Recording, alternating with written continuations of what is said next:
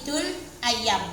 Nek hari Jumat, kalau hari Jumat kita punya kebiasaan apa?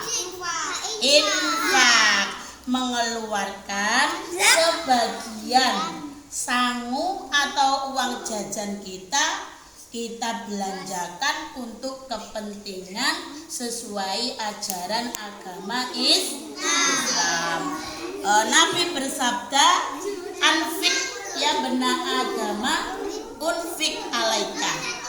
Sampeyan disuruh Allah mengeluarkan, menyisihkan sedikit dari uang sampeyan, sedikit dari uang jajan sampeyan, maka Allah akan berinfak kepadamu. Allah akan memberikan infak kepada sampeyan. Allah akan menggantikan infak kepada sampeyan. Uang infak ini untuk apa saja? Untuk menjenguk teman yang sakit, untuk membeli tisu, dibuat untuk membersihkan ilmu sampeyan. Kemudian untuk makan bersama. Yang satu lagi untuk apa Mbak Fayola?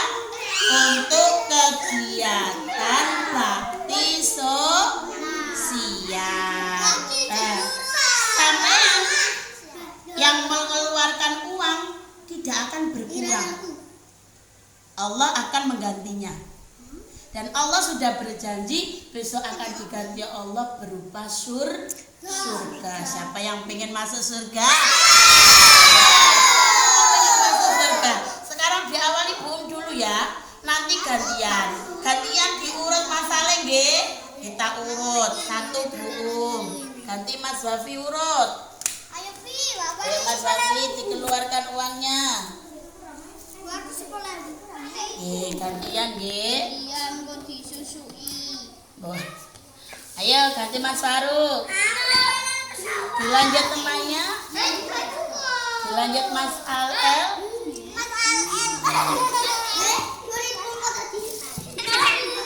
Yang bagus.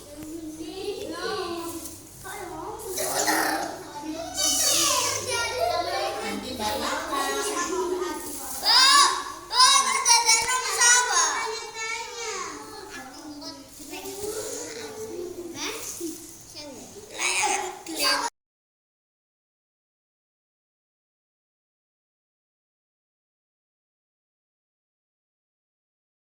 Assalamualaikum warahmatullahi wabarakatuh.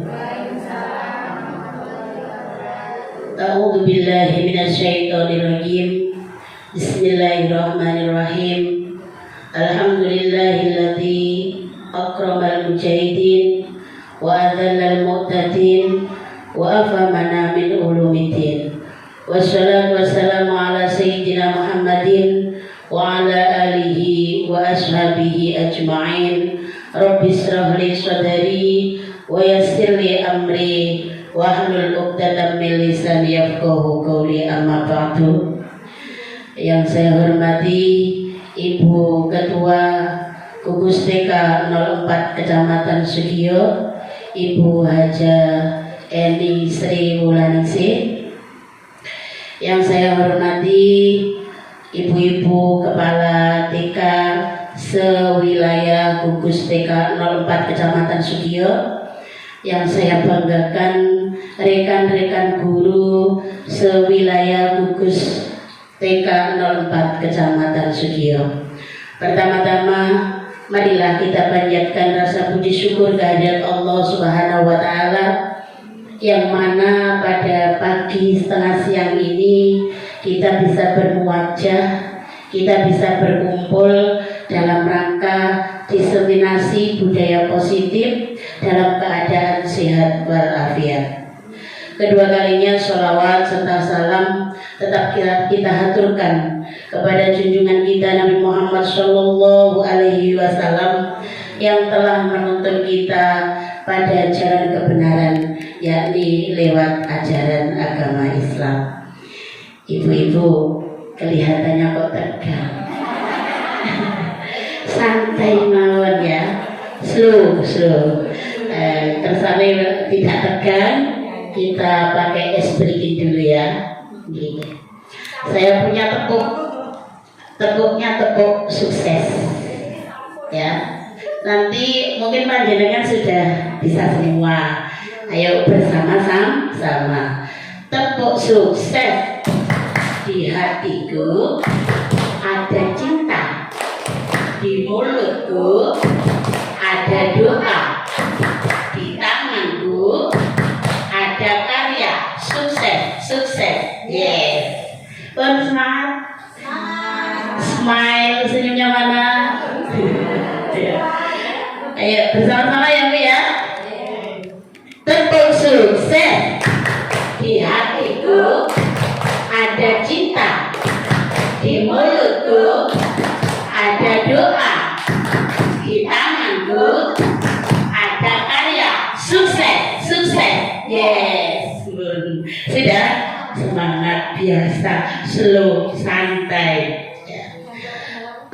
Ibu-ibu yang saya hormati, di sini saya mempunyai tugas yaitu diseminasi atau pengimbasan, penyampaian tentang budaya positif modul 1.4 kepada teman sejawat. Jadi mohon nanti panjenengan sedaya mengikuti dengan baik. Jadi lanjut.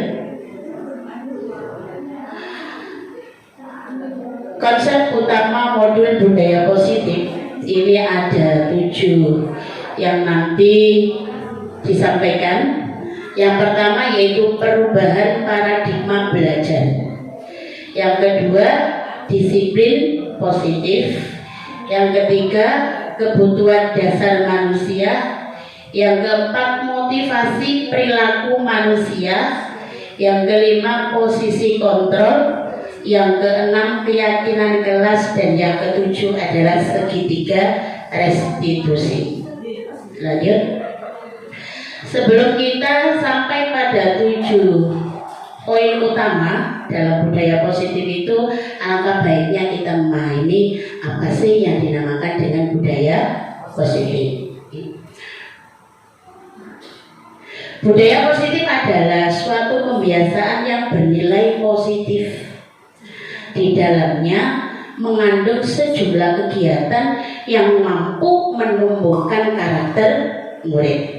Ketika panjenengan cari, budaya positif di sekolah saya itu apa? Pasti menemukan. Semisal di sekolah saya setiap Jumat ada Jumat berinfak, menyisihkan sebagian kecil uang jajan anak-anak, bisa 500, bisa 1000, bisa 2000 untuk diinfakkan. Kita pakai kotak infak begitu Bu, setiap Jumat. Jadi itu kita rutinkan, kita rutinitaskan, dan uang tersebut kita belanjakan sesuai dengan ajaran agama kita. Artinya, pertama, kalau sekolah saya gitu ya, nanti bisa yang belum bisa dicontoh atau dalam istilahnya ATM. Jadi itu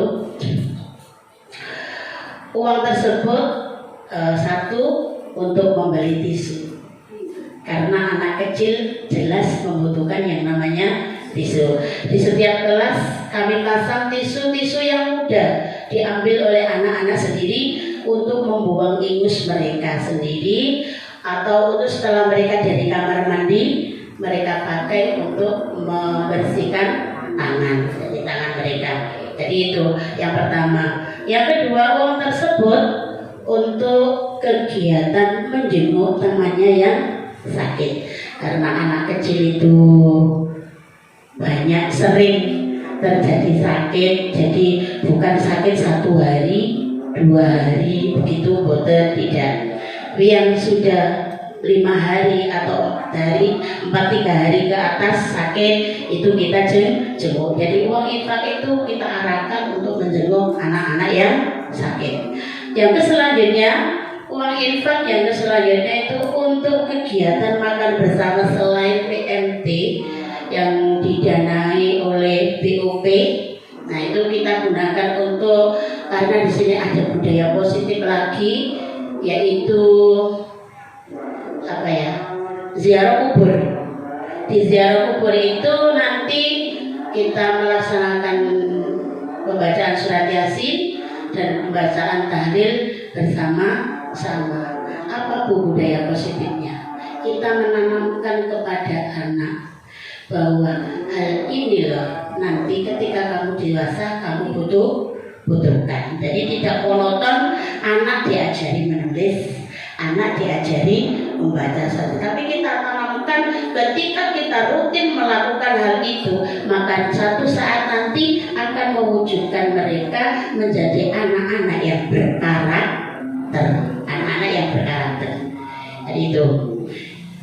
Uang tersebut digunakan untuk makan bersama tiap Kamis pertama di setiap bulan ketika ada kegiatan ziarah kubur dan doa bersama serta tahlil dilanjutkan dengan sholawat dibaan biar mereka mengenal budayanya. Nah, itu setelah itu makan bersama itu.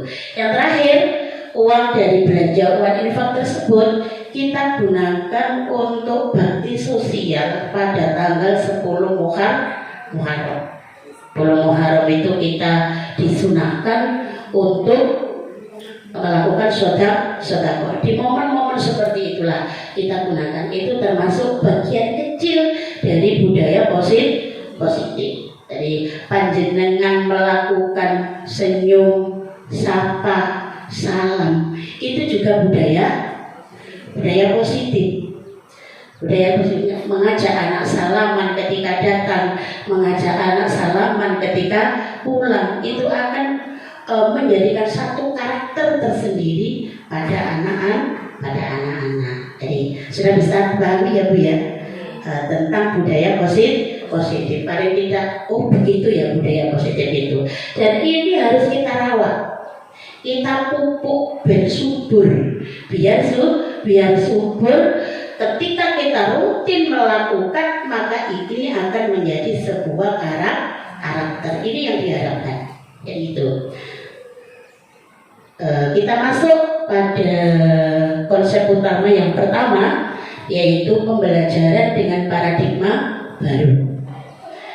Pembelajaran dengan paradigma baru dirancang berdasarkan prinsip pembelajaran yang terdiferensiasi, sehingga setiap siswa belajar sesuai dengan kebutuhan dari tahap perkembangannya untuk mewujudkan profil pelajar Pancasila.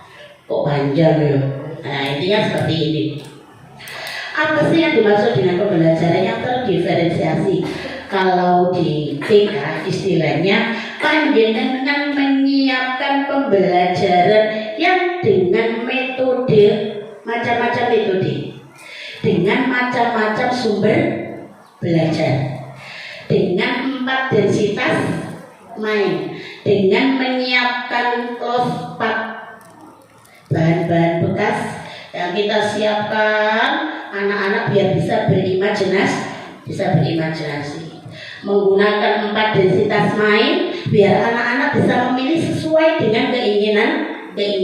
Itu yang diinginkan dari yang dimaksud dengan sesuai dengan tahap perkembangannya. Yang dimaksud di situ dalam filosofi pendidikan Ki Hajar Dewantara disebutkan kita sebagai guru ini diibaratkan sebagai petani. Kita diibaratkan sebagai petani. Siswa-siswi kita diibaratkan sebagai tanaman. Dan sekolahan kita, lingkungan sekolah kita ini diibaratkan sebagai sawah. Kita sebagai petani harus menyiapkan lingkungan belajar yang menyenangkan. Yang bagaimana anak bisa senang di sekolah, bagaimana anak bisa merasa nyaman di sekolah, bagaimana mereka bisa nyaman dengan gurunya. Ini tugas kita sebagai guru, menyiapkan lahan agar tanaman tersebut bisa tumbuh dengan subur. Kembali lagi bahasanya subur. Jadi itu maksudnya pembelajaran dengan paradigma baru. Kita tinggalkan pembelajaran paradigma lama. Dan kita pokoknya harus bisa membaca, pokoknya harus bisa menulis, tetap ada. Tapi karena yang kita tangani adalah anak-anak, jiwanya adalah jiwa bermain, maka kita menyampaikan hal tersebut adalah belajar seraya bermain, bermain seraya belajar. Seperti kemarin yang disampaikan Bu Nur Syarifah ketika kita diklat di Bali, satu kertas bisa menjadikan alat permainan. Jadi kemarin yang sudah saya share, yang saya buat status, yaitu saya membuat permainan mengenal angka tapi lewat kelinci. Ada kelinci ale melompat ke huruf A. Senang sekali anak-anak karena mereka bisa mereka tidak bisa tenang, tidak bisa diam seperti kita dalam 5 menit, tidak bisa.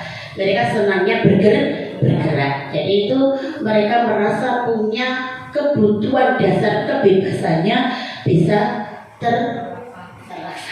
terpenuhi. Jadi itu yang dimaksud dengan pembelajaran dengan paradigma baru. Lanjut. Konsep utama yang kedua yaitu disiplin positif.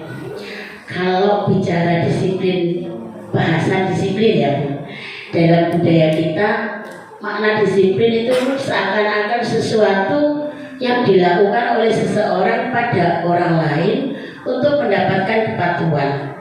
Kita cenderung menghubungkan kata disiplin dengan ketidaknyamanan. Betul apa betul? Betul, seperti begini. Jam 7 tepat harus datang di sekolah. Nah itu, walah yang ketinggalan bangun kan terlambat. Biasanya konsekuensinya ada hukuman. Itu kalau kita berbicara disiplin itu ranahnya ke sana, ke arah tidak nyaman. Nah, disiplin sendiri itu di sini yang dimaksud dengan disiplin itu kontrol diri. Jadi sebagai pendidik tujuan kita adalah menciptakan anak-anak yang memiliki disiplin sendiri sehingga mereka bisa berperilaku dengan mengacu pada nilai-nilai kebajikan universal dan memiliki motivasi intrinsik bukan motivasi ekstrinsik. Artinya begini, kita gali dari diri mereka sendiri, dari dalam diri mereka, agar mereka bisa berperilaku yang mengacu pada nilai-nilai kebajikan. Nilai-nilai kebajikan itu bagaimana? Nilai-nilai kebajikan itu sifat-sifat positif. Itu yang dimaksud dengan nilai-nilai kebajikan, yaitu sifat-sifat positif.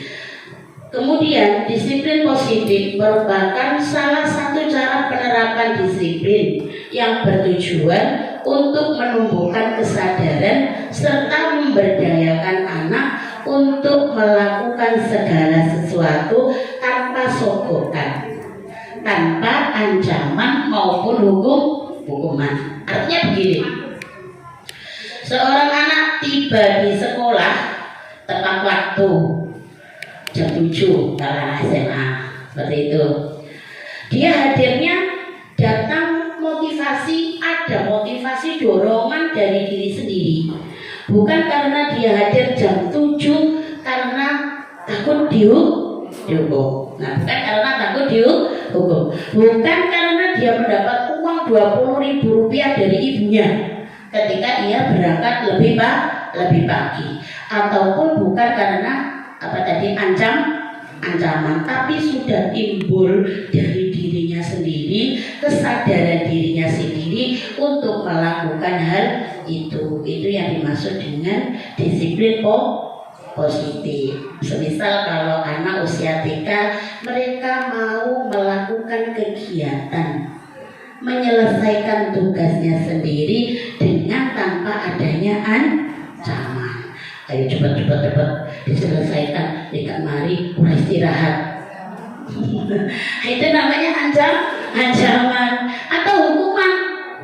Kalau tidak selesai, kamu tidak istirahat, berdiri di atas di depan kelas. Nah itu hukuman. Atau disogok, sing mari disi oleh hadiah uang 2.000. Yang selesai lebih dahulu dapat hadiah uang 2.000. Nah ini merasa mendapat sogokan. Bukan karena itu, tapi mereka sudah merasa bahwa inilah timbul dari dirinya sendiri, ada dorongan, ada motivasi dari dirinya sendiri, dinamakan dengan motivasi intrinsik. Lanjut.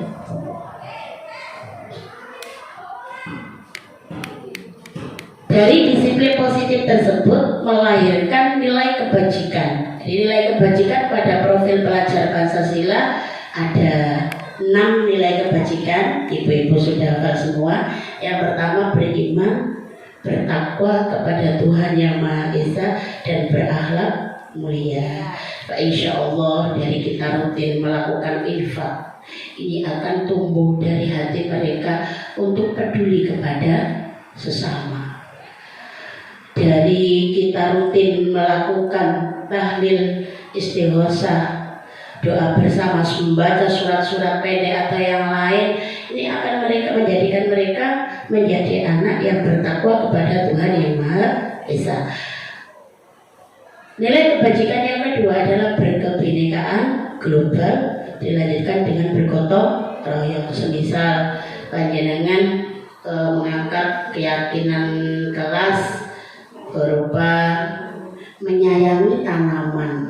Nah, menyayangi tanaman, setiap hari anak-anak dibiasakan menyiram bunga, menyapu halaman. Nah, dari hal-hal tersebut akan menjadikan mereka berkarakter, yaitu punya rasa gotong royong, punya kemandirian, bisa menjadi anak yang bernalar kritis dan menjadi anak yang kreatif. Lanjut.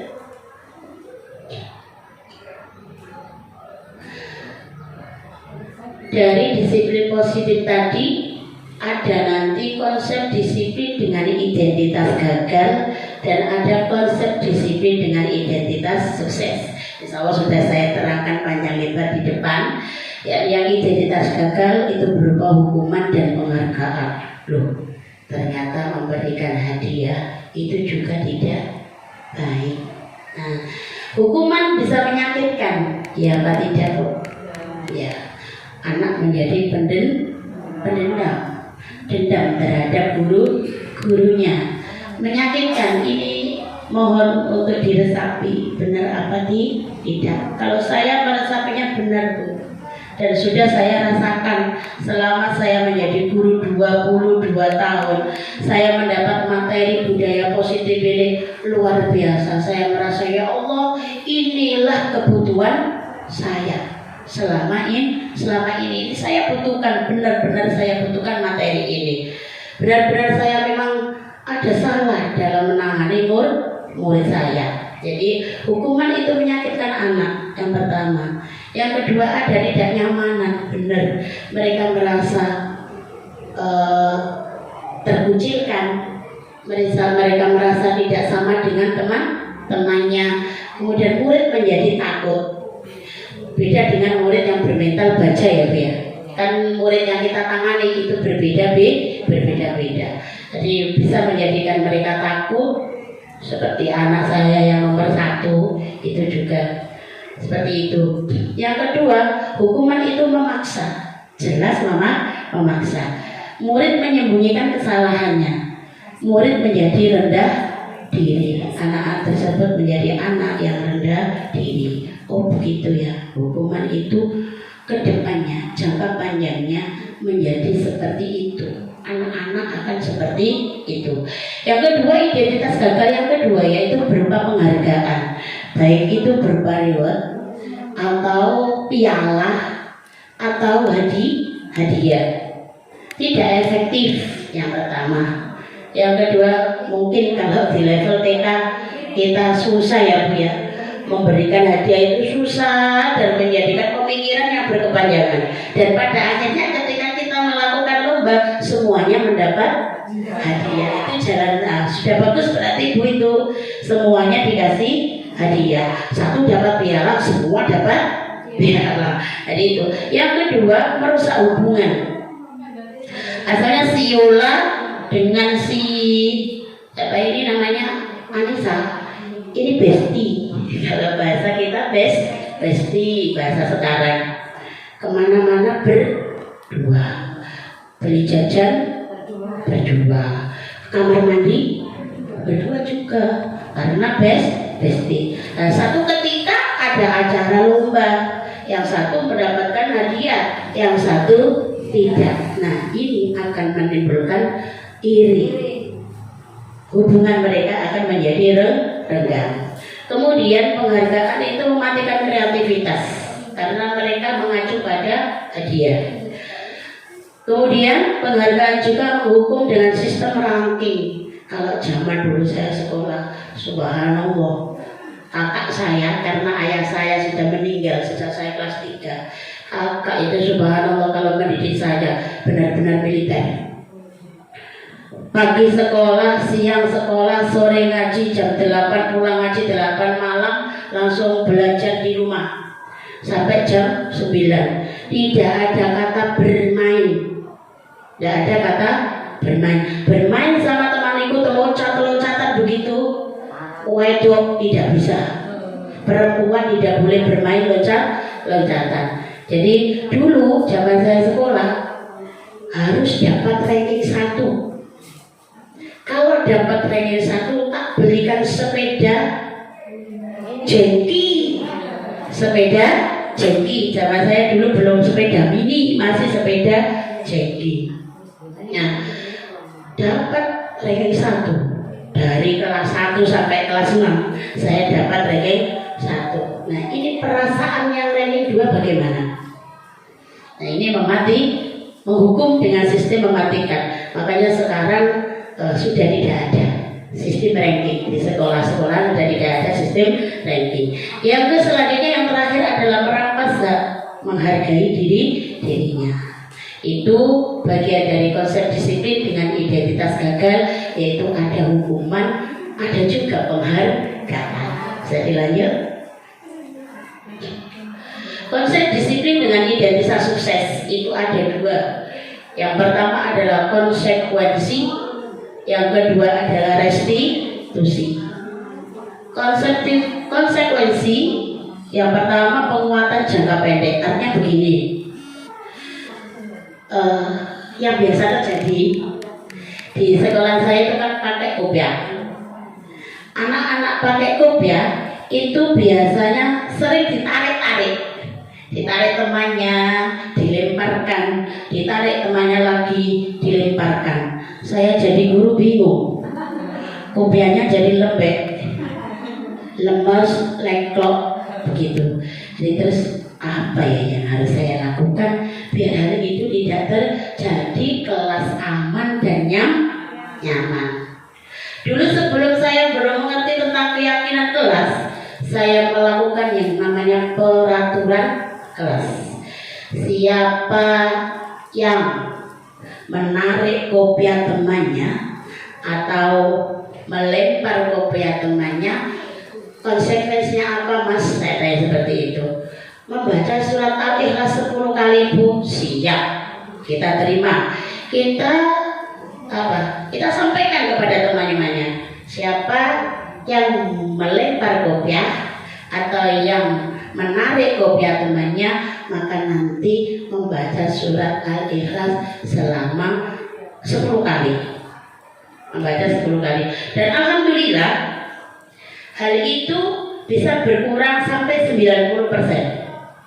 Mereka mungkin kok mau surat sampai 10 kali begitu. Jadi aman, tidak ada kopiah saya terdampar di atas almari. Kopiah saya mana? Nah seperti itu. Ada sampai menangis. Jadi aman, berhasil. Itu konsekuensi. Penguatannya jangka pendek, hanya dalam jangka pendek, tidak bisa jangka panjang. Kemudian perlu monitoring berkelanjutan. Kita sebagai itu harus kontrol terus dengan kesepakatan atau peraturan kelas. Kalau ini kita lengah, tidak kita ingat-ingat, kita tidak monitor, kembali lagi. Itu ada stimulus atau respon. Kemudian murid menghormati peraturan. Tadi saya sampaikan 90% anak berhasil. Kemudian mereka kehilangan waktu untuk merenungi kesalahan. Jadi itu konsekuensi identitas yang sukses tapi kurang berhasil. Artinya kurang baik. Yang terakhir yaitu restitusi. Sebelum apa sih itu restitusi? Restitusi itu begini. Guru melakukan dialog dengan murid atau orang tua melakukan dialog dengan anak, mengajak duduk bersama untuk menyelesaikan satu masalah dengan tujuan agar anak tersebut bisa menjadi anak yang mandiri dan anak yang bertanggung jawab. Itu restitusi. Ketika mereka melakukan kesalahan, kita tidak langsung menghukum, kita tidak langsung melakukan menjadi pemantau atau sebagainya. Nah, kita melakukan pertanyaan, kita tanya lah sampean kenapa sampean tadi kok begitu, itu kita tanya, kita gali biar kita tahu apa permasalahan mereka. Itu yang dinamakan restitusi. Yang nanti akan saya terangkan di konsep utama yang ke-7 atau yang terakhir. Restitusi itu fokus pada pemecahan masalah jangka panjang, sudah saya sampaikan tadi. Kemudian menghormati dirinya, murid menghormati dirinya dan orang lain, anak bisa menghargai dirinya. Yang selanjutnya teori kontrol, dirinya memakan kontrol. Artinya begini, yang bisa mengontrol diri kita itu bukan guru, bukan atasan kita, dan bukan suami kita. Tapi yang memegang kontrol diri kita itu adalah diri kita sendiri. Panjenengan mau apa? Ya diri panjenengan sendiri yang mengontrolnya. Kalau kita ingat-ingat begitu, benar apa enggak? Benar. Yang mau mengontrol diri kita adalah diri kita sendiri. Itu. Yang selanjutnya murid bersemangat memperbaiki kesalahan dari apa yang kita sampaikan, menjadikan anak motivasi yang kita berikan, menjadikan anak semangat untuk memperbaiki kesalahannya. Next.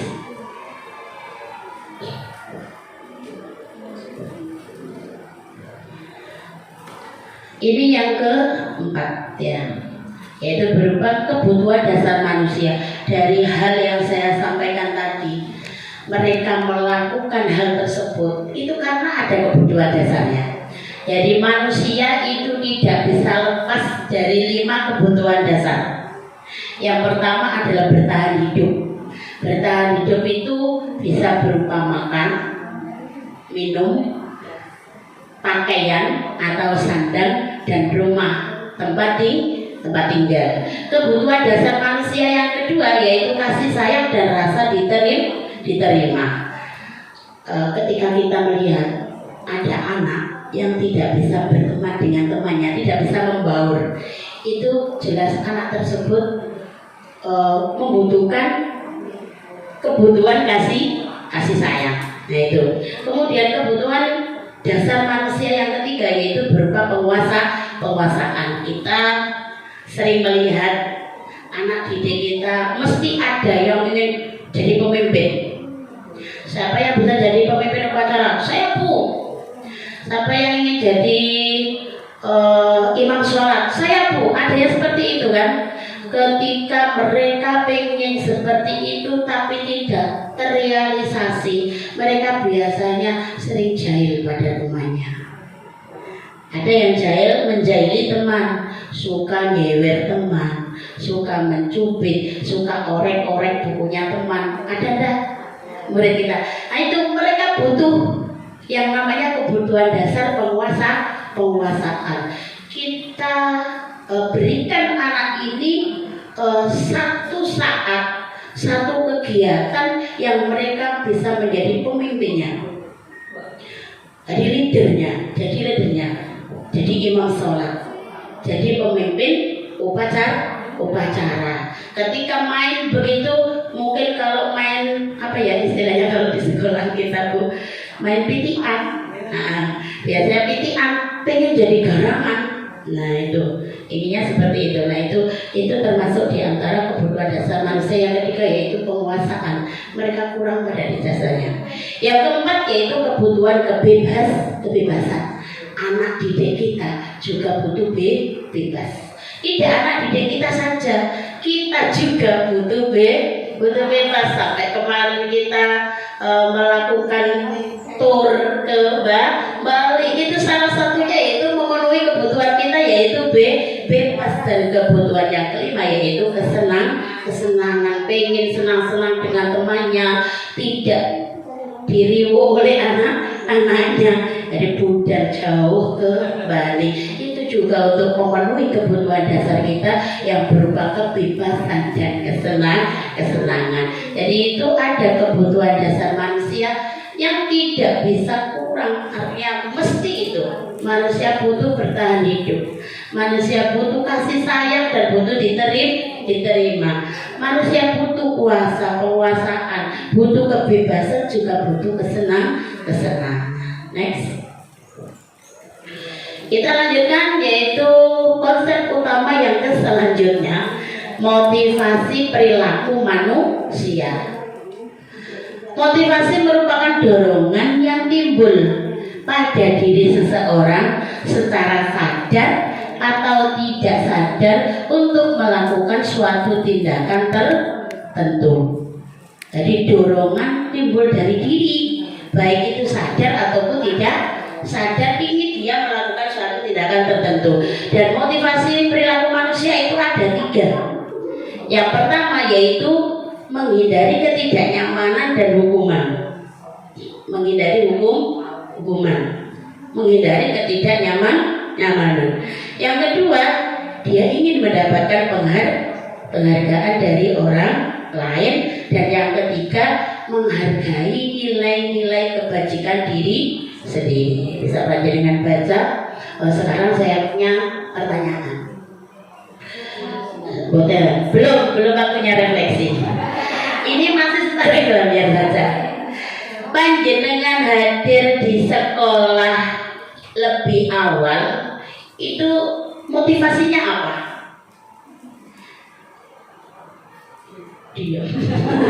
Tenang, motivasinya apa Bunda? Menghindari hukuman dari atasan, atau panjenengan pengen mendapatkan ujian dari yayasan, atau panjenengan ini loh sudah tugas saya, ini tanggung jawab saya sudah diberikan amanah oleh orang tuanya, saya harus hadir terlebih dahulu. Apalagi kita guru TK, kalau nanti murid kita hadir terlebih dahulu, naik ke atas pagar, belum ada gurunya, ceblok jatuh. Yang kena siapa? Gurunya belum hadir. Jadi alhamdulillah ternyata gugus 04 ini hadir lebih dahulu karena datang dari diri sendiri. Motivasi yang muncul dari diri sendiri karena ini adalah tanggung jawab kita sebagai seorang guru. Bisa dipahami ya Bunda? Kita melakukan sesuatu itu pasti ada dari 3 itu. Menghindari hukuman, penghargaan, atau timbul dari diri kita sendiri. Contoh lagi, panjenengan mengikuti workshop diklat wajib bagi guru TPP. Apa yang melatar belakangi panjenengan ikut kegiatan tersebut? Motivasi apa yang ada? Kadang, waduh, ini guru TPP, ancaman kalau tidak ikut. Nah itu kita buang jauh-jauh ya Bunda. Kita hadirkan bahwa itu adalah tugas kita untuk mencari ilmu, menjadi pembelajar sepanjang hayat. Ya, sebagai guru, sebagai manusia, kita adalah pembelajar sepanjang sepanjang hayat sampai kapanpun, sampai kita meninggal, menjadi pembelajar sepanjang hayat. Banyak semangat mengikuti guru penggerak. Saya usia 42 Bu, tetap ikut satu kelas. Saya usianya semua 27 saya sendiri yang lebih tua. Jadi tetap semangat saya masih semangat muda. Jadi panjenengan, ayo kita yang berada di zona-zona nyaman jangan terlena pada zona nyaman. Ayo ikut kita menimba ilmu. Next.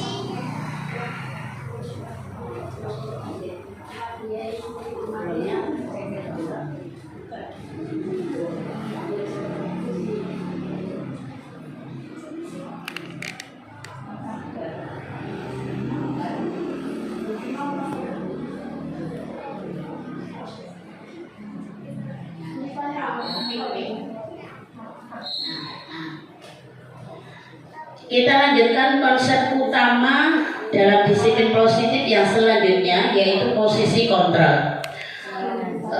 Ini kita sebagai guru semua sudah melakukan hal ini, tapi kita ada pada posisi mana itu kita baru tahu hari ini. Mungkin kalau ini bagi saya ketika menerima modul ini, saya ya Allah ternyata saya begitu ya, oh ternyata saya begini. Nah itu posisi kontrol yang pertama adalah penghukum. Yang kedua membuat rasa bersalah. Yang ketiga menjadi teman. Yang keempat pemantau. Dan yang kelima adalah manajer. Biar panjenengan lebih memahami, saya tampilkan video 5 posisi kontrol. Monggo.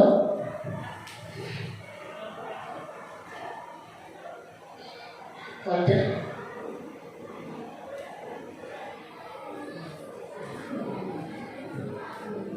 Kita simak ya Bunda ya. Durasi 12 menit.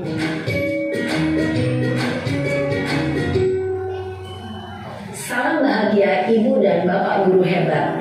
Dalam penerapan disiplin positif restitusi, salah satu program yang dikembangkan adalah 5 posisi kontrol. 5 posisi kontrol dalam restitusi adalah proses perjalanan seorang pendidik agar dapat mengenali dirinya. Pada video kali ini, kita akan membahas tentang 5 posisi kontrol yang dikembangkan oleh Diane Dawson dan contoh penerapannya.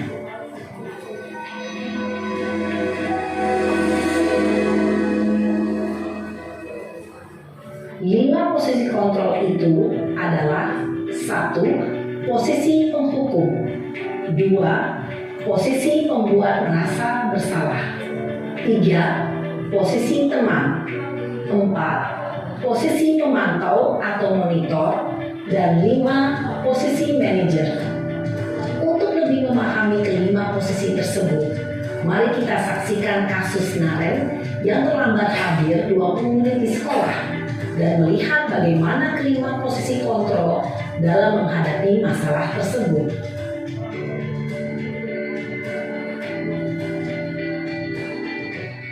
Mari kita cermati Bunda posisi kontrol.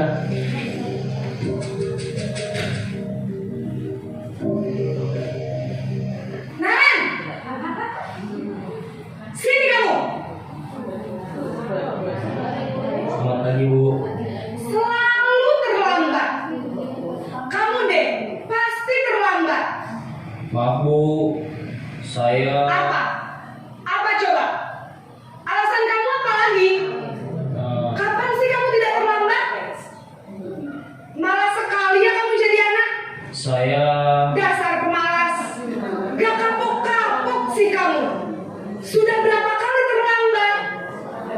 Sana, kamu keliling lapangan basket 2 kali.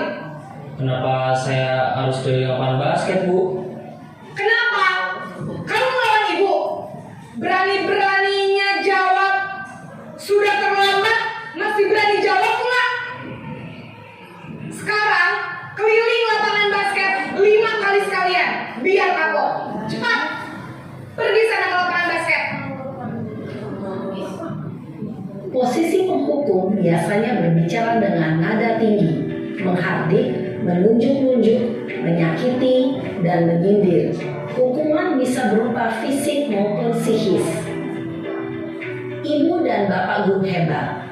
Dampak yang terjadi pada murid ketika guru berada pada posisi pemukul adalah murid cenderung akan memberontak, bahkan menyimpan dendam.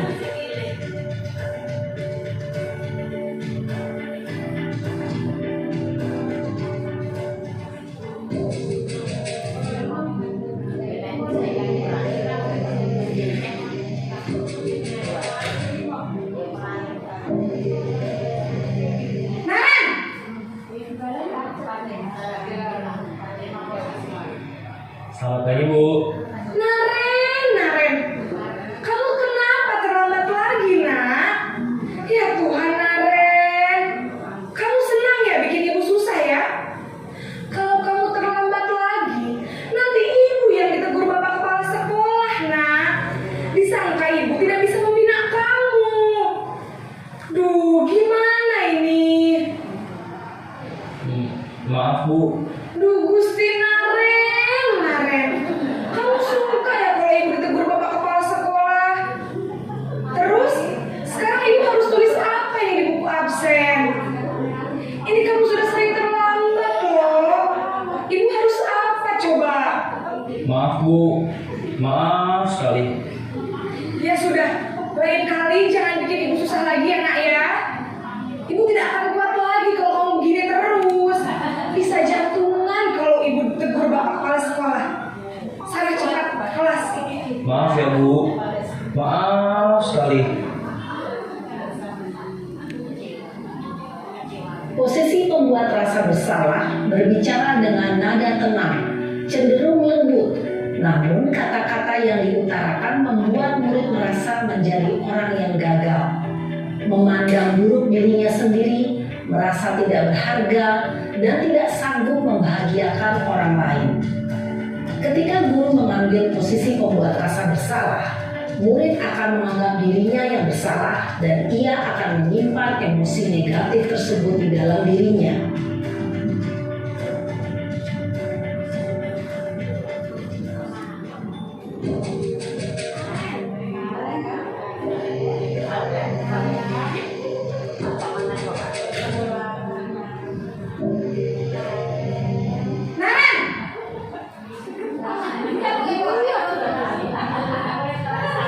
Selamat pagi, Bu. Wah, sudah jam berapa ini, nak? Terlambat lagi ya, sayang? Iya, Bu. Habis ibu saya belum membangunkan saya, Bu. Kamu malah menyalahkan ibu kamu. Kamu bukannya anak yang larinya paling kencang. Kok terlambat sih? Iya, Bu. Saya memang terlambat bangun tadi. Jadi, biarpun saya lari kencang, tetap gak kekejar, Bu. Ya sudah sana. Nanti lain kali larinya lebih kencang lagi ya. Biar gak terlambat lagi. Bikin seneng ibu. Demi ibu. Bisa kan? Bisa lah, Bu. Ya sudah sana masuk kelas. Ibu beresin urusan absen kamu. Kamu ini ada-ada saja. Dalam posisi teman, guru berbicara dengan nada suara ramah, akrab, cenderung bersenda gurau untuk menjaga suasana tetap santai. Murid akan merasa senang, aman, dan akrab dengan guru. Identitas yang tercipta adalah identitas sukses atau berhasil. Namun, perlu diingat, karena ini masih dorongan eksternal, maka ada faktor ketergantungan dari murid kepada orang tertentu. Di sini guru absennya, sehingga di lain waktu murid bisa berperilaku baik, namun hanya kepada orang-orang tertentu saja.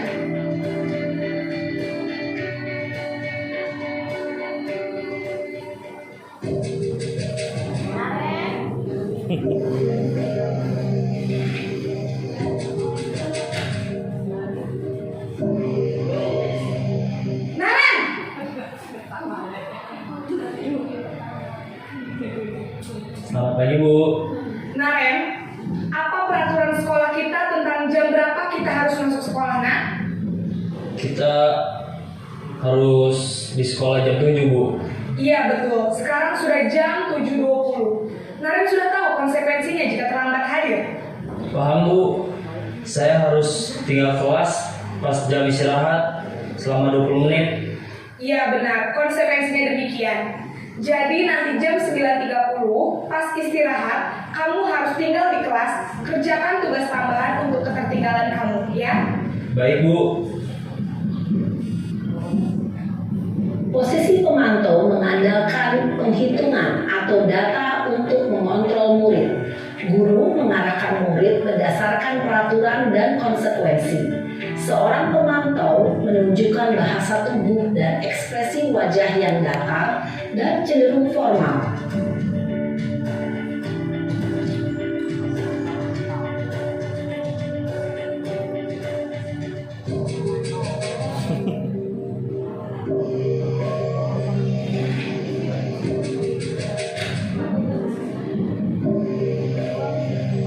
Naren!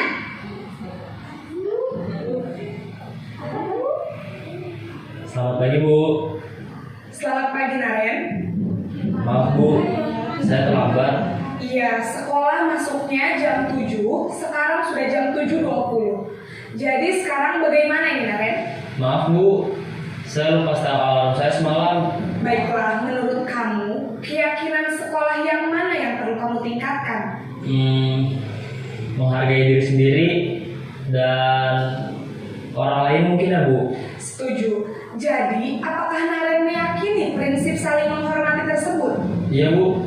Saya meyakininya. Apakah Naren bersedia memperbaiki masalah keterlambatan ini? Bersedia, Bu. Bagaimana kamu akan perbaiki masalah keterlambatan ini? Saya akan coba untuk tidak lupa menyetel alarm saya, Bu.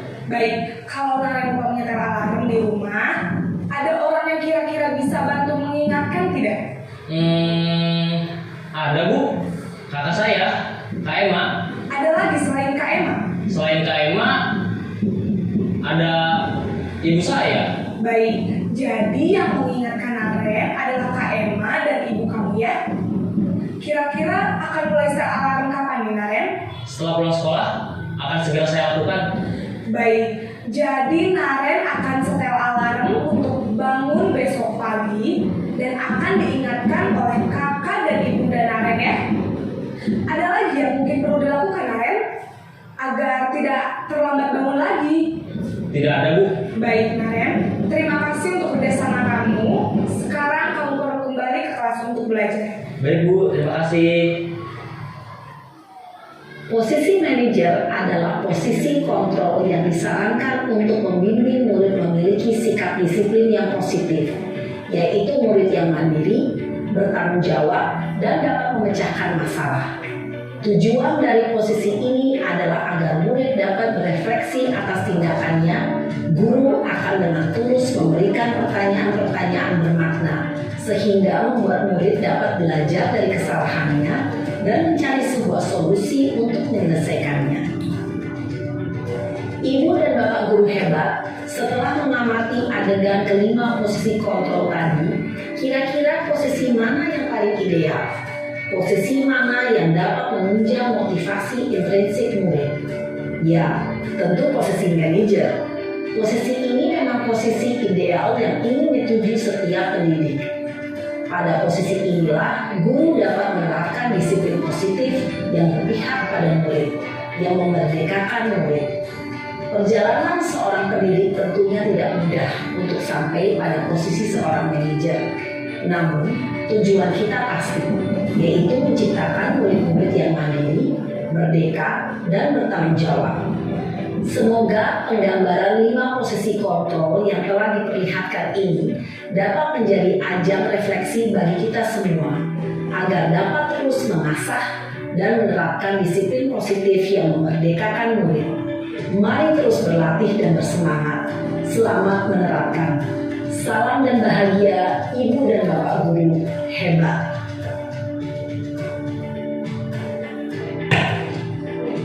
Demikian tadi kita telah melihat video penerapan 5 posisi kontrol. Kira-kira kita ada pada di mana, Bu?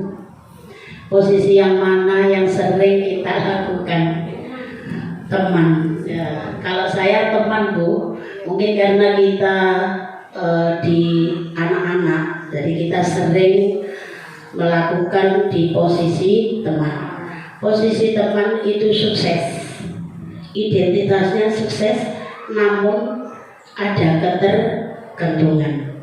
Mereka tergantung, artinya begini. Dalam satu sekolahan ada Bu Ujaiyah, ada Bu Zumaro, ada Bu Riai. Anak ini biasa menjadi teman dengan Bu Ujaiyah. Maka ketika dengan Bu Zumaro dan Bu Riayu, dia tidak bisa merasa nyaman. Itu kalau posisi teman. Jadi ada ketergantungan walaupun identitasnya adalah sukses. Jadi itu 5 posisi kontrol tadi dilanjutkan. Jadi kita ada di mana. Saya juga pernah menjadi penghukum. Saya pernah membuat rasa bersalah.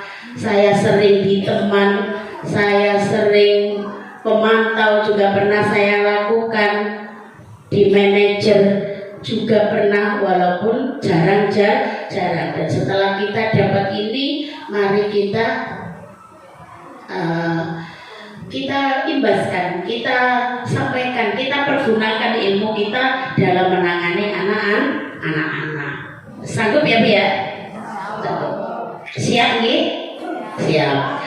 Untuk konsep utama yang ke-6, nah sampai yang ke-6 sudah, nanti tinggal 1, yaitu tentang keyakinan kelas.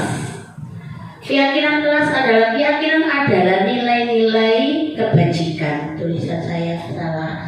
Nilai-nilai kebajikan universal yang disepakati secara tersirat dan tersurat. Begini, sebelum sampai pada keyakinan kelas, saya punya contoh begini.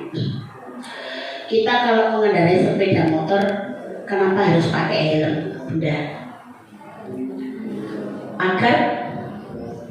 Agar aman, agar selamat. Nah, kemudian kenapa kita disuruh pakai masker? Agar sehat. Dan nilai aman, sehat itu adalah keyakinan kita. Kesehatan, keamanan, keselamatan itu adalah yang dinamakan dengan keyakinan. Jadi keyakinan adalah nilai-nilai kebajikan universal yang disepakati secara tersirat ataupun tersurat, baik tersirat dan tersurat. Keyakinan kelas dipilih karena setiap tindakan atau perilaku yang kita lakukan di dalam kelas dapat menentukan terciptanya sebuah lingkungan positif. Next, biar nanti lebih paham apa yang dimaksud dengan keyakinan kelas. Bagaimana pembentukan keyakinan kelas? Nah, keyakinan kelas itu dibentuk lebih abstrak dari peraturan. Kalau dulu sebelum ini kita mengenal peraturan seperti tadi yang saya sampaikan. Ketika memakai jam 7 sudah harus, siswa jam 7 sudah harus hadir di sekolah. Nah, itu namanya peraturan. Nah, ini bahasanya lebih abstrak lagi. Jadi mengembalikan setiap siswa wajib mengembalikan buku pada tempatnya, atau tidak boleh meletakkan buku pada sembarang tempat. Nah, itu kan masuk peraturan. Kalau sekarang dalam keyakinan tidak boleh menggunakan bahasa yang negatif, tidak boleh. Nah, itu namanya bahasanya negatif. Kita rubah dengan bahasa yang positif. Mengembalikan mainan pada tempatnya, menghargai sesama teman. Artinya semisal seperti tadi saya membuat peraturan membuang kopiah teman atau menarik kopiah teman, maka wajib membaca surat Al-Ikhlas 10 kali. Itu kan peraturan. Nah, kita dengan menggunakan bahasa menghargai sesama teman itu sudah masuk pada tidak menarik kopiah teman, tidak membuang kopiah teman, tidak melakukan pembulian itu sudah masuk pada menghargai sesama teman. Jadi bahasa keyakinan itu lebih abstrak dari peraturan, lebih tidak terlihat secara begitu, tidak boleh. Nah, tidak seperti itu. Jadi bahasa dalam pembentukan keyakinan kelas itu lebih abstrak. Yang kedua berupa pernyataan universal. berupa pernyataan universal, yaitu berupa sifat-sifat positif. Yang ketiga dibuat dalam bentuk positif sama. Yang keempat sedikit saja agar mudah diingat. Contoh, menyayangi tanaman. Nah ini sudah dalam merawat tanaman, sudah menyiram bunga, itu sudah masuk pada menyayangi tanaman. Sesuai dengan kondisi kelas dan sekolah agar mudah diterapkan. Kita sesuaikan dengan kondisi sekolah kita sesuaikan dengan lingkungan kita. Yang keenam, semua warga kelas dilibatkan saat membuat keyakinan kelas. Next. Kegiatan membuat keyakinan kelas, yaitu pertama berdiskusi dulu tentang peraturan kelas apa yang perlu panjenengan berikan atau yang perlu kita sepakati. Biasanya ketika kita workshop atau diskusi sebelum menyampaikan materi pasti ada peraturan kelas, ada kita menyampaikan kesepakatan kelas. Jadi itu kita sampaikan diskusi tentang peraturan, kemudian merumuskan peraturan menjadi keyakinan. Dari peraturan itu kita rumuskan menjadi keyakinan, tadi bahasanya lebih abstrak. Kemudian setelah itu kita tempelkan keyakinan tersebut di kelas agar anak-anak mengingatnya. Next. Bentuk keyakinan kelas, ini contoh ya Bu ya. Jadi contoh keyakinan kelas, kalau anak-anak TK ya seperti ini dengan gambar mereka memahami. Ada bicara yang sopan, berdoa sebelum dan sesudah kegiatan, menjaga kebersihan ruang kelas, menaruh kembali barang di rak yang tepat, kemudian saling menyayangi sesama teman dan saling berbagi. Itu contoh-contoh bentuk keyakinan kelas. Dan ini mari kita adopsi, kita praktekkan di sekolahan, di lembaga kita masing-masing dari sedikit demi sedikit. Next. Yang terakhir yaitu konsep utama dalam budaya positif. Yang terakhir adalah segitiga restitusi. Kalau tadi sudah saya jelaskan apa sih yang dimaksud dengan restitusi. Restitusi kan dialog antara guru dengan murid atau orang tua dengan anak untuk memecahkan suatu masalah dengan tujuan anak tersebut bisa menjadi anak yang mandiri dan bertanggung jawab. Jadi ada segitiga restitusi atau tahapan-tahapan ketika kita melakukan restitusi. Yang pertama adalah menstabilkan identitas, bahwa anak melakukan kesalahan itu wajar, gitu ya, wajar, tidak apa-apa pernah melakukan kesalahan. Tapi nanti validasi tindakan yang salah yang kedua. Yang ketiga menanyakan keyakinan. Next. Menstabilkan identitas, jadi bahwa berbuat salah itu tidak apa-apa, tidak ada manusia yang sempurna. Saya juga pernah berbuat kesalahan itu, kamu berhak merasa begitu. Tapi nanti ada pertanyaan selanjutnya Bunda ya, sehingga nanti anak-anak timbul kesadaran dari dirinya. Lanjut. Yang kedua, kita lakukan validasi tindakan yang salah. Biasanya pertanyaannya, kamu pasti punya alasan. Kenapa kamu melakukan hal itu? Kenapa kamu terlambat? Tidak langsung jam berapa? 7.20 terlambat. Hukum langsung mengitari lapangan 20 menit. Tidak. Kita tanya dulu. Kenapa kamu terlambat? Itu termasuk validasi tindakan yang salah. Kamu patut bangga pada dirimu sendiri karena kamu telah melindungi sesuatu yang penting buatmu. Itu mungkin ketika anak-anak dilecehkan temannya, kamu boleh mempertahankan sikap itu, tapi kamu harus menambahkan sikap yang baru. Next. Yang terakhir yaitu menanyakan keyakinan. Ya, dari kita tanya tadi Bunda, yang terakhir kita menanyakan keyakinan. Apa yang kita percayai? Apa nilai-nilai umum yang kita sepakati di kelas? Nah, itu kita tanyakan kembali kepada anak-anak. Seperti kasus Naren tadi, jadi dia menghargai dirinya dan orang lain, keyakinan kelasnya. Apa bayangan kita tentang kelas yang ideal? Kamu mau menjadi orang seperti apa? Nah itu. Next. Iya. Nah ini ada video saya.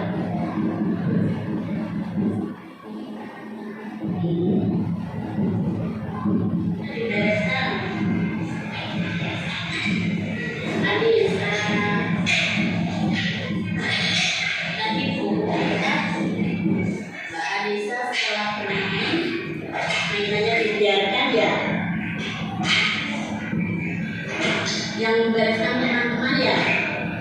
Kenapa Mbak Anissa? Kita tanya kenapa. Oh begitu. Nah, ini tidak menyalahkan Mbak Anissa. Tapi Mbak Anissa ingat ya apa kesepakatan kelas kita?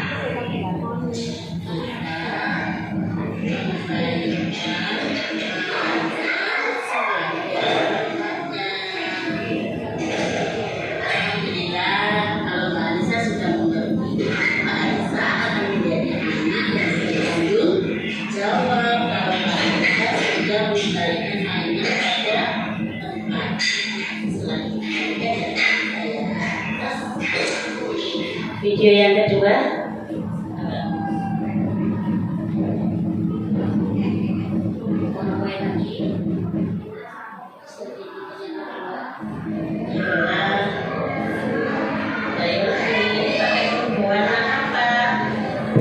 Hari ini saya kira-kira pertamaannya warna apa?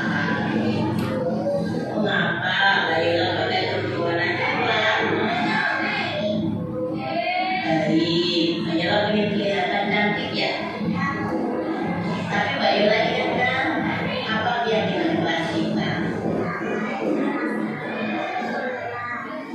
Baik, pinter. Mbak Yola ingat keyakinan kelas kita. Besok lagi Mbak Yola memakai seragam yang sesuai ya. Ayo tas dulu. Jika begitu anak-anak merasa nyaman apa tidak Bunda? Iya, merasa nyaman. Dan insya Allah anak-anak akan memahami kesalahannya apa. Sekian, terima kasih yang bisa saya sampaikan. Dan kita sampai pada sesi refleksi ya Bunda ya. Tadi saya ada pertanyaan sedikit untuk bunda-bunda sekalian. Yang pertama,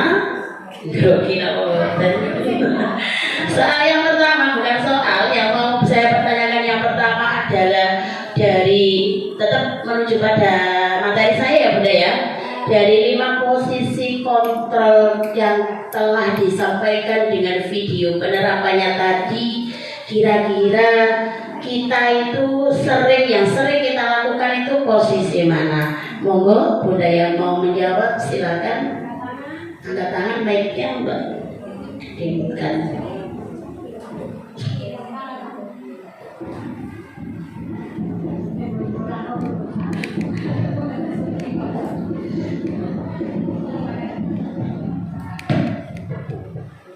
Terima kasih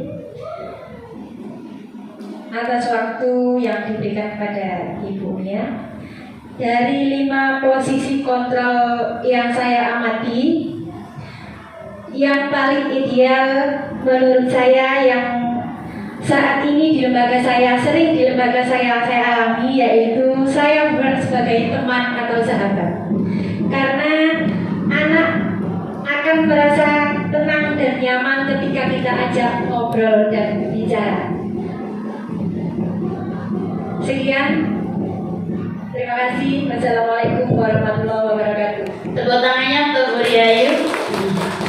Terima kasih Bu Riayu. Ternyata kebanyakan selama ini kita memposisikan diri di posisi teman karena yang kita hadapi juga anak-anak. Namun identitasnya juga sukses seperti yang saya sampaikan tadi. Namun ada rasa ketergantungan Bunda. Jadi ada ketergantungan untuk anak-anak karena dia merasa nyaman dengan Bunda. Wis gak apa-apa, tidak apa-apa, ayo cepat dibantu temannya untuk menyelesaikan setelah terlebih setelah itu kita beri time, begitu ya kebiasaan kita.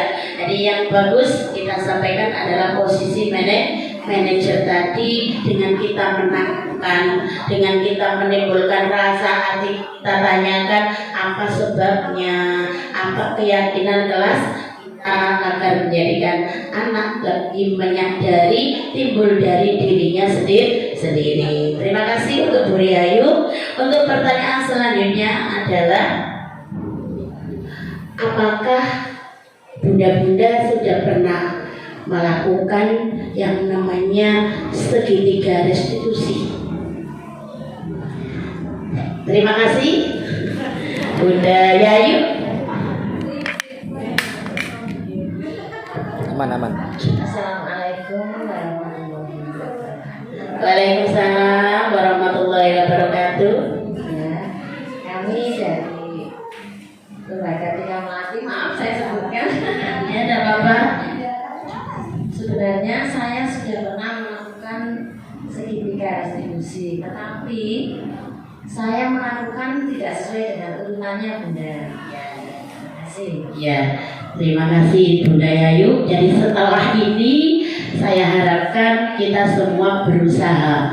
Jadi berusaha ketika memecahkan masalah dengan anak-anak, kita berusaha kita sampaikan dalam segitiga restitusi. Saya itu pernah menanya murid saya, ketika saya ajar, ketika belajar, anak itu selalu tidur terlentang, Bunda. Ketika waktu kebiasaan begitu tidur terlentang dengan nyamannya, saya tanya, biasanya kan, ayo nanti saya video, begitu kan ada gitu. Saya tanya, Mas, kenapa sampai tiduran? Saya pengen duduk, begitu bahasanya. Sampean besok pengen jadi apa? Saya pengen jadi penjahat. Kalau jadi penjahat tidak usah sekolah, bisa jadi penjahat. Nah, Bu Guru di sini tugasnya Bu Guru adalah meluruskan anak-anak yang ingin jadi penjahat. Saya begitu kan. Saya pengen bengkok kok, Bu. Amin, bengkok-bengkok begitu. Tapi dengan saya berikan motivasi, kita dorong, kita beri hal-hal baik, ternyata ia menyadari bahwa apa yang ia lakukan adalah salah. Jadi itu contoh segitiga restitusi. Dan tadi video yang saya sampaikan itu adalah bagian dari segitiga restitusi yang mungkin kurang maksimal. Kemudian pertanyaan yang ketiga, dari 3 motivasi perilaku yang dilakukan oleh manusia, saya punya pertanyaan. Panjenengan kalau berangkat sekolah pagi hari itu motivasinya apa, Bunda? Monggo, Brili. Berangkat lebih awal dari murid-murid panjenengan, apa Bunda motivasinya?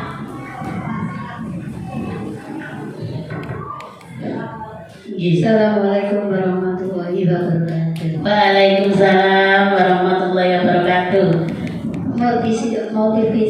Motivasi bagi saya ya untuk pergi hadir ke sekolah lebih pagi. Satu yaitu tanggung jawab sebagai seorang guru PAUD. Yang kedua yaitu memberi tauladan kepada atau contoh kepada siswa. Kan biasanya kalau pagi itu Bu, kan gurunya itu harus bersih-bersih, harus dan lain sebagainya. Nah, anak-anak itu ikut Bu, ikut ke gurunya untuk bersih-bersih, membantu gurunya. Terus yang ketiga yaitu menyambut kedatangan anak, salim, begitu kan. Ya, terus yang terakhir yaitu menanamkan disiplin pada anak. Sudah Bu. Terima kasih untuk jawabannya Bu, dan alhamdulillah kita sudah pada posisi yang tepat, yaitu perilaku, motivasi perilaku yang tepat yaitu dari diri kita sendiri. Tanggung jawab kita sebagai seorang pendidik dan kita menjadi suri tauladan bagi anak-anak didik kita. Untuk yang terakhir yang mau saya tanyakan pada panjenengan semua, apa perasaan panjenengan selama mengikuti penyampaian pengibasan modul budaya positif 1.4 ini, Bunda? Saya mencoba Wahid. Ya, terima kasih Bu Ani. Assalamualaikum warahmatullahi wabarakatuh. Waalaikumsalam warahmatullahi wabarakatuh. Sebelumnya saya mengucapkan terima kasih kasih atas ilmu yang diberikan oleh Daudi kepada kita semuanya. Perasaan yang saya terima secara pribadi atas diseminasi budaya positif ini adalah saya merasa senang. Rasa senang juga merasa diberikan pencerahan dengan ilmu-ilmu yang baru yang mungkin nantinya bisa berguna bagi kita untuk melangkah mengajar ke depannya lebih baik, yang mungkin sebelumnya sudah kita lakukan tapi belum mengena sesuai dengan sasaran, sehingga kita bisa menerapkan di TK kita masing-masing sehingga sesuai dengan perkembangan anak dan kebutuhan anak yang dibutuhkan di anak TK kita. Terima kasih. Wassalamualaikum warahmatullahi wabarakatuh. Waalaikumsalam warahmatullahi wabarakatuh. Terima kasih untuk Bunda Eni dari jawaban Bunda Eni. Semoga kegiatan di siang kali ini bisa bermanfaat bagi kita terutama dan untuk lembaga kita masing-masing. Dari apa yang saya sampaikan, banyak kesalahan yang saya sampaikan, yang benar adalah datangnya dari Allah, yang ada salah adalah semata dari saya pribadi. Akhirul kalam, Allahul muwaffiq ila aqwamit thoriq. Wassalamualaikum warahmatullahi wabarakatuh.